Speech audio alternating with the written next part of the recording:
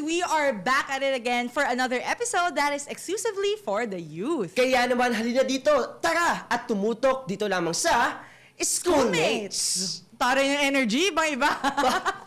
So, kagaya na nabanggit natin last episode, yung topic pa rin natin, guys, is on youth participation in the elections, diba? So, magkaibang POV naman tayo ngayon, schoolmates. So, last time, we guested people who are already in their midterms, already candidates, or leaders na aspiring to become youth leaders din, no, sa kanilang mga respective na nasasakupan. So, that's youth participation and governance. Pero ngayong gabi naman, itutuloy natin yung usaping ito with youth participation in the upcoming midterm elections as voters. Oh, yes, yan. Trish. Actually, they play a significant role lalo na ngayon sa midterm election. Kasi, base sa COMELEC, no, meron silang 63%... What is COMELEC? Wow!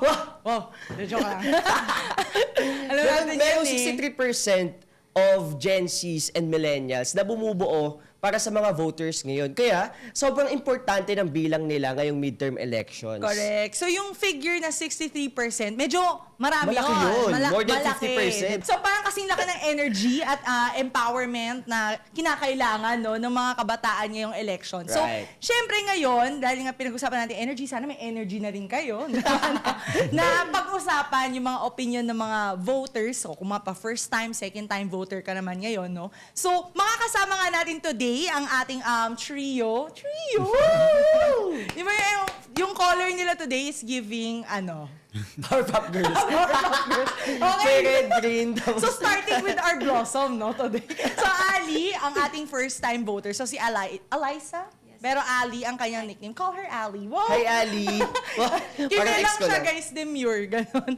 Medyo di ako sure paano siya tawagin. Kasi yung name niya daw is Daryl, but she wants to be called Pachuch. Yes. Pachuch? Patch. Ako pa yung nagbigay ng sarili. Akala ko sasabihin niya. Pala decision. Kaya sabihin niyo kayo, call me Daryl.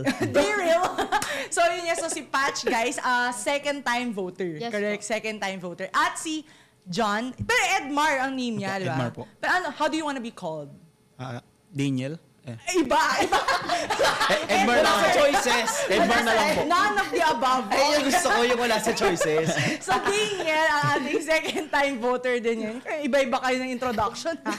So, yun nga. So, welcome sa ating show ngayon sa Schoolmates, no? So, guys, we want you to be as unfiltered as you can because ang pag-uusapan natin ngayon ay yung role ng mga kabataang kagaya natin in the elections, no? So, syempre, as a voter, can you give us your 2 cents kung gaano ba kahalaga yung pagboto at pag-participate sa election, lalo na ngayon na? Siyempre, compared before, sa mga second-time voter, may nag-iba ba in terms of the level of participation that you wanna give? Since second time voter po ako, tingin ko simula unang pagboto ko po kahit di po ako bumuboto ever since, tingin po is pareho lang naman po yung worth ng pagboto dahil kahit mapa first time voter, supporter or kahit ano po, ang role po natin is pumili kung sino yung mag-handle o sino yung magli-lead sa bansa natin or at least sa natin sa local natin community po. I mean, even as students, 'di ba, na-exercise mo na yung ganong right to vote sa mga LSG sa mga pala. SSG. Oo, 'di ba? So,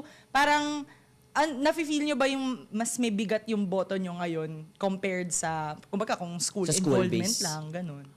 I think hindi pa. Siguro yung lang naman po yung nasasakupan lang na iba. Pero yung kung sasabihin po natin yung worth ng boto, ganun, tingin ko po pareho po talaga. Mahalaga po talaga yung boto para sa akin. Right. So Totoo parang naman training yun. ground mo nga lang talaga yung LSGs, di ba? Ikaw, Ali?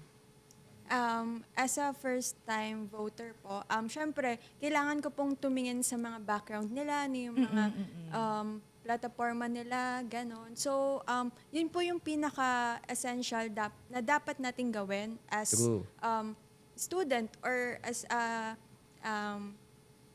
ganito po na Ganito lang, maganda lang. Demure lang, ganon. Demure siya. As ganito. So, ayun po, dapat kilalanin po natin yung candidate kung karapat-dapat po talaga siya. Agree ako sa sinabi niya na, lalo na pag ngayon, sa panahon ngayon, dapat talaga kilala natin yung mga iboboto natin. Even sa school or sa room pa lang, di ba, nagpa-practice na natin yung way we vote. Siyempre, dapat pipili tayo ng mga taong i-elect natin based on their characteristics and capabilities. Especially ngayon, sa midterm election natin, kailangan alam din natin yung mga kakayanan ng mga iboboto natin. And with that, magandang way yun, no? Na alamin natin yung background nito, kung ano yung kaya niyang gawin. So keep it up. Keep it up lang. Yeah, totoo. Pero, Yes. sige, Patch, ikaw, tama ba second-time voter ka rin? Yes po. Magkaiba ba kayo ng views ni Edmar? Or ikaw, would you say same? Same lang naman din po siya. Pero para sa akin po kasi, sa voter po, sa atin po kasi nakasalalay lahat eh. So sa atin po siya magsisimula. So tayo yung mamimili kung sino ba yung magko-control or yung magpapaganda ng government natin. Yeah. So doon, kailangan natin ibigay or kailangan natin pumili ng karapat-dapat kung sino yung magko-control o yung tutulong pa para sa atin, para mapaganda yung pag-unlad. Hindi lang para sa government, tulad nga din po na sinabi nyo kanina sa school. So doon pa lang po, dapat ma-practice na natin siya. Yeah. So iba rin yung involvement na estudyante ka. Kasi ang daling sabihin nyo na parang magkaiba yung level of involvement pag estudyante ka pa lang versus like voting ka na talaga for Nationally. mayor or national level, 'di ba? Kasi parang pwede mo pang laro-laruin yung yung vote mo as a student Oo. before kasi pwedeng may friendship card, pwedeng merong, 'di ba? Kumbaga iba rin yung atake. Totoo. Kumbaga ng mga voters natin. Depende sa ano yung scope ng mga iboboto pa nila. So, Yes. yeah. And susundutan ko lang yung sinabi ni Ali, no, na parang yung sa may pagpili natin or yung way natin ng pagpili, my question would be, ano yung mga qualities or mga gagawin ninyong research base sa mga taong iboboto ninyo? Like for example, ano yung mga dapat ninyong gawin or kung ano yung process ng research na ginagawa ninyo kapag pipili na kayo ng mga candidates na iboboto ninyo this election? For me po, sa akin po, syempre po una-una, titignan ko po kung ano po yung tinapos nila. Kung connected po ba yung tinapos nila dun sa tinatakbo po nila. Kasi hindi ka naman pwedeng tumakbo na dahil sikat ako, ito yung aanuhin ko. Sobrang totoo niyan.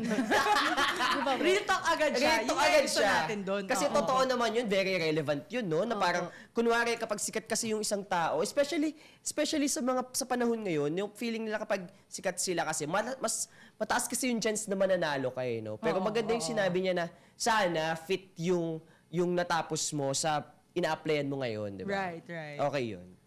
Yung iba po kasi ginagawang retirement plan yung politics eh. Wow! Wow! Grabe yun! Wild yun! Retirement plan! Hear that! Quote that! Retirement plan ang politics. So yeah, gets ko yung sinasabi niya. Mamaya na natin delve deeper. Mamaya tayo lumali mamaya. Umati ka po agad yung sinabi niya agad. Okay. Yes, Daniel. Yes? Gulat siya. Ako agad? Joke lang po yung Daniel. Ayun po, I mean, nasa kamay naman na po natin yung kapangyarihan ng internet. Kaya sobrang dali lang ng research. Although, prone pa rin po siya para sa mga fake news, True. sa mga misinformation, disinformation, ganyan. Kaya mas mahalaga pa rin po na kilalanin natin at nang mas malalim, hindi lang po puro internet, ganyan. Tama na po yung sinabi niya, yung tignan natin yung natapos, tignan natin kung ano yung mga gusto niya mangyari. Ako po personally sa lugar po namin, hindi ko na po babanggitin, pero wala po talaga akong nabebetan na iboto bilang mayor kasi paulit-ulit lang po yung sinasabi nila na scholar, libreng bigas. Para po sa akin, ang pinaka-problema ng lugar namin is traffic. Tapos, yung traffic po na yun, ironically, dahil pa sa mga negosyo nila. Kaya yun po.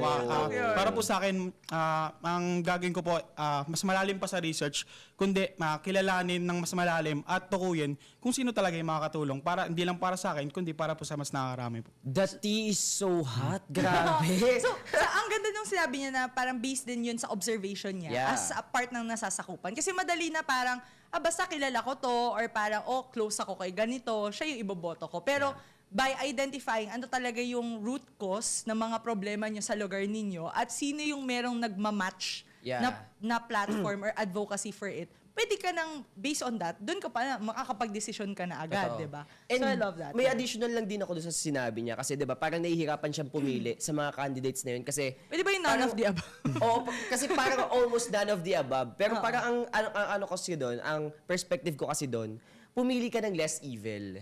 Oo, ang sad no? Yung kasi ganun term talaga is ang less reality. evil. Ganun talaga ang reality. Lahat sila may kanya-kanyang baho, kanya-kanyang mga ginagawa sa buhay. Pero I think as voter, pili tayo ng less evil. Kasi hindi makakount yung vote natin kapag ginawa natin yung parang di natin inayos yung pagboto, yung binlangko natin, yung ano. So, masasayang lang. So, for me, I think dapat bumoto tayo ng less evil para makount yung vote natin. Kumbaga, ano rin, no, ang sad na wala kang option, but then again, sayang kasi if you don't exercise your right to vote. Diba? True. Parang wala ka na ring say sa anong Yes. mangyayari sa lugar niyo.